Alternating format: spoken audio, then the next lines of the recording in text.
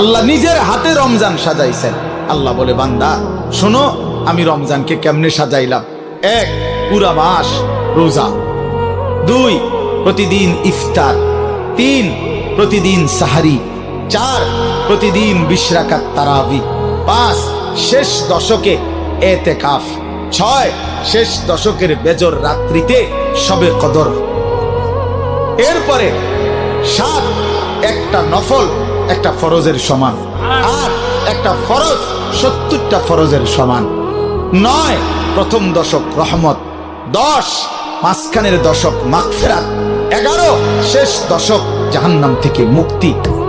আল্লাহ বলেন, জান্নাতের দরজা খুলে দিলাম, জাহান্নামের দরজা বন্ধ করে দিলাম, সমস্ত শয়তানগুলোকে শেকলে বন্দী করে দিলাম, চারিদিক দিয়া গোলাইয়া সব গুছাইয়া বান্দা রাস্তা কেবল একটাই খোলা, দরজা কেবল একটাই খোলা।